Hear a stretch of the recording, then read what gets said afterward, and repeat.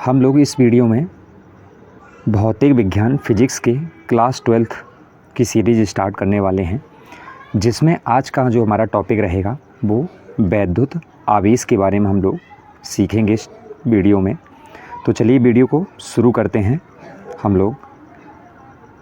तो सबसे पहले जो हमारा है वो है वैद्युत के बारे में, यानी वैद्युत होता क्या है, तो उसके बारे में हम लोग सीखेंगे। तो विज्ञान की वह शाखा जिसमें हम आवेश अथवा आवेशित वस्तुओं के वैद्युत प्रभावों का अध्ययन करते हैं, वैद्युत कहलाती है। यानी कि विज्ञान की एक ऐसी शाखा जिसमें आवेश अथवा आवेशित वस्तुओं का अगर आप अध्ययन कर रहे हो और किसके अंतर्गत कर रहे हो, वैद्युत प्रभावों यानी इलेक्ट्रिक इफ़ेक्टों के प्रभावों का अध्ययन किया जाता है, उसे ही हम क्या कहते हैं, विद्युत कहते हैं। ये इसकी क्या हो जाएगी, परिभाषा हो जाएगी। क्लियर। चलते हैं नेक्स्ट पर, इलेक्ट्रिक चार्ज के बारे में। चलिए इलेक्ट्रिक चार्ज के बारे में क्या है, यानी वैद्युत आवेश।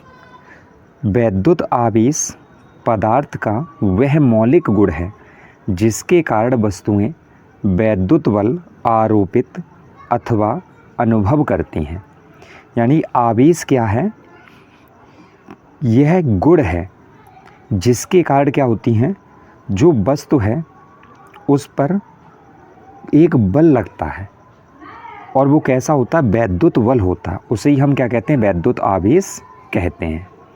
ये इसकी क्या हो गई, परिभाषा हो जाएगी। यानी वैद्युत आवेश पदार्थ का वह मौलिक गुण है जिसके कारण वस्तुएं वैद्युत बल आरोपित अथवा अनुभव करती हैं। नेक्स्ट हमारा है आवेशों के प्रकार। तो जैसा कि हमें पता है आवेश मुख्यतः दो प्रकार के होते हैं। यानी आवेश कितने प्रकार के, दो प्रकार के। पहला हमारा होता है धनात्मक आवेश और दूसरा होता है ऋणात्मक आवेश। धनात्मक को हम प्लस साइन से शो करते हैं और ऋणात्मक को हम माइनस साइन से शो करते हैं। यानी कि धनात्मक आवेश है तो प्लस, ऋणात्मक आवेश है तो माइनस। क्लियर हुआ, आवेश दो प्रकार के। नेक्स्ट है हमारा कि धन आवेश की कैसे पहचान की जाती है, तो इसके बारे में सीखते हैं।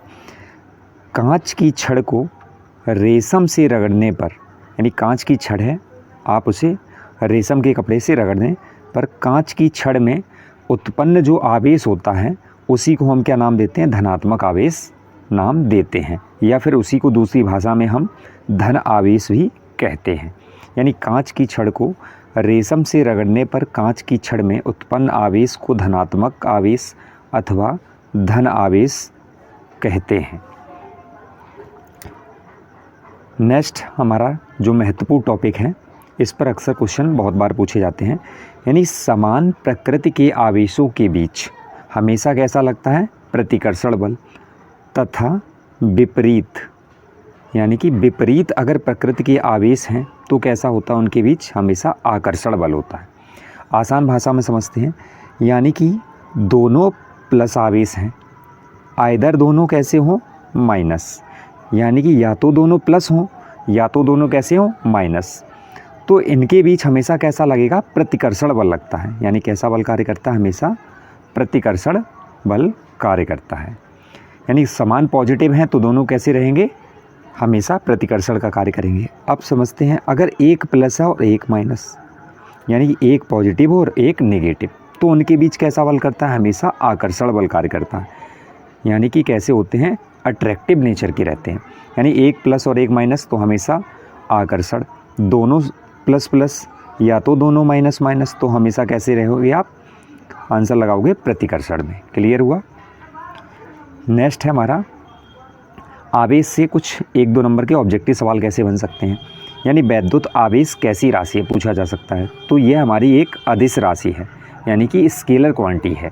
अब स्केलर क्वांटिटी कौन सी होती हैं, ऐसी राशियां जिनमें दिशा नहीं होती, केवल क्या होता है, परिमाण होता है, उन्हें हम क्या कहते हैं, अदिश राशियां कहते हैं। इसका मान धनात्मक हो सकता है, ऋणात्मक हो सकता है और शून्य भी हो सकता है। यानी वैद्युत आवेश शून्य भी हो सकता है, पॉजिटिव भी हो सकता है और निगेटिव, इसकी वैल्यू तीनों पाई जाती है। नेक्स्ट हमारा पूछा जाता है वैद्युत आवेश का विमीय सूत्र क्या होता है। तो चलिए वैद्युत आवेश का विमीय सूत्र क्या होता है, AT, यानी आवेश क्या होता है, Q बराबर फार्मूला होता है I इंटू टी। I होती है धारा और T होता है समय। तो धारा का मात्रक क्या होता है हमारा एम्पियर, एम्पियर का A प्रतीक होता है। समय का क्या होता है हमारा T, सेकंड यानी कि T, तो क्या बन गया AT, यानी कि इसका वैद्युत आवेश का विमेय सूत्र क्या बनेगा AT बनेगा हमारा। क्लियर हुआ। नेक्स्ट चलते हैं वैद्युत आवेश के मात्रक पर। तो आवेश का मात्रक क्या होता है हमारा कूलाम होता है। सेम फार्मूला क्या होता है Q बराबर IT, I एम्पियर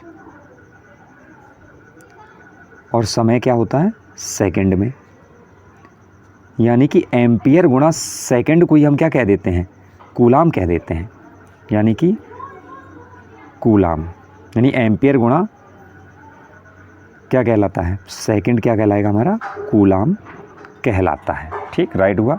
यानी आवेश का मात्रक क्या लिखोगे आप हमेशा कूलाम, और प्रतीक क्या होता है इसका C, यानी कि हम C से इसको दर्शाते भी हैं।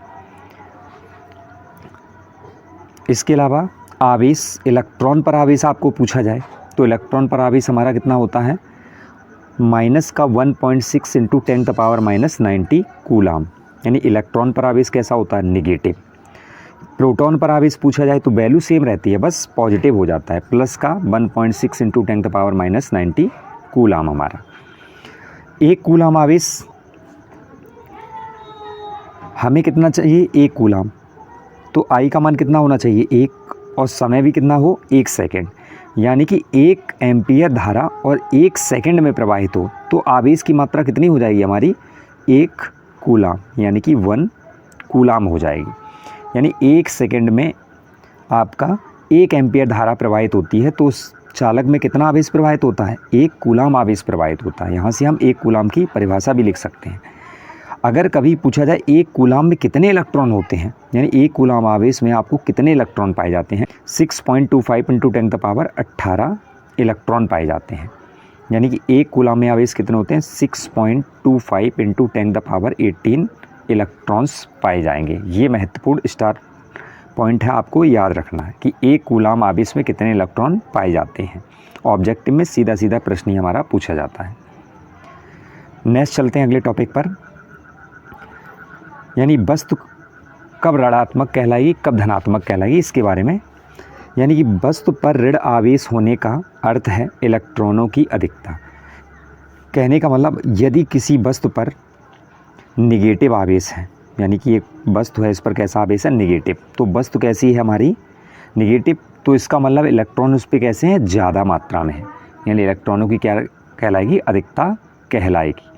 ठीक है। नेक्स्ट हमारा इसी में है धनात्मक आवेश होने का अर्थ है इलेक्ट्रॉनों की कमी, यानी कोई वस्तु अगर कही जाए पॉजिटिव है तो उस पर इलेक्ट्रॉन क्या होंगे हमेशा कम होंगे, यानी इलेक्ट्रॉनों की कमी वस्तु को कैसा बना देती है नेगेटिव, और इलेक्ट्रॉनों की अधिकता वस्तु को कैसा बना देती है अधिकता है, यानी इलेक्ट्रॉन ज़्यादा होते हैं तो वस्तु नेगेटिव होती है, इलेक्ट्रॉन कम होते हैं तो वस्तु पॉजिटिव होती है। क्लियर। नेक्स्ट है दो वस्तुओं के बीच आकर्षण ही उनके आवेशित होने का निश्चित प्रमाण होता है। यानी कि दो वस्तुएं हमारे पास, एक प्लस वाली है और एक कैसी है माइनस वाली, जब इनको आप पास पास लेके आते हो तो क्या होता है आकर्षण होता है। दोनों प्लस वाली वस्तुएं हैं, आइदर दोनों माइनस वाली हैं, तो जब इन दोनों वस्तुओं को यानी कि दोनों माइनस माइनस हों या तो दोनों प्लस प्लस हों, तो जब इन सेम आवेश वाली वस्तुओं को आप पास लाते हो तो हमेशा क्या होता है प्रतिकर्षण होता है। तो वस्तु पर आवेश का होना ये कौन दर्शाता है प्रतिकर्षण ही दर्शाता है, आकर्षण नहीं दर्शाता है। क्लियर हुआ। नेक्स्ट है आवेशों की योज्यता, यानी कि इसमें हमें यहाँ पे क्या करना है योज्यता करना है। आवेशों की योज्यता यानी एडिटिविटी ऑफ चार्जेस, किसी वस्तु अथवा निकाय का कुल आवेश उसमें उपस्थित धनात्मक तथा ऋणात्मक आवेशों के बीजगणितीय योग के बराबर होता है। इसे ही हम एडिटिविटी ऑफ चार्जेस का नाम देते हैं। यानी कि एक निकाय है, इसमें 3 कूलाम आवेश प्लस का हो और 2 कूलाम आवेश माइनस का हो, और पूछा जाएगा कि वस्तु पर कुल आवेश कितना है, तो आप कितना बताओगे 1 कूलाम प्लस का, वो भी क्योंकि प्लस का 3 था माइनस का 2 था, तो बचा कितना हमारे पास प्लस का 1 कूलाम। इसे ही कहते हैं एडिटिविटी ऑफ चार्जेस। क्लियर हुआ। यानी पूरे निकाय पर हमें क्या करना है बीजगणितीय योग चेक करना है। नेक्स्ट हमारा पहला प्रश्न है इसमें, यानी क्वेश्चन नंबर 1 पे आते हैं। आवेशों के प्रकार, यानी आवेश कितने प्रकार का होता है। तो हम लोग वीडियो में पढ़ चुके हैं आवेश कितने प्रकार का होता है, हमारा 2 टाइप्स होता है, यानी ऑप्शन नंबर बी इसका राइट आंसर हो जाएगा। नेक्स्ट क्वेश्चन हमारा क्वेश्चन नंबर 2 है, बल्ब में उपस्थित कुल आवेश कितना है। जैसा कि अभी हमने योज्यता का नियम पढ़ा था, यानी ये बल्ब है, इस पर टोटल कितना आवेश हमें दिख रहा है, सबका बीजगणित योग करना है। तो प्लस का 5 है इलेक्ट्रॉन, प्लस का 7 इलेक्ट्रॉन, माइनस के 4 इलेक्ट्रॉन, तो कितना हो जाएगा हमारा 8 इलेक्ट्रॉन प्लस का आंसर हो जाएगा। इसे ही हम क्या कहते हैं, योज्यता का नियम भी कहते हैं। क्लियर हुआ। यदि वीडियो आपको पसंद आई हो तो लाइक एंड सब्सक्राइब करें। Thanks for watching this video को ज़्यादा से ज़्यादा दोस्तों तक अपने शेयर करें, जिससे और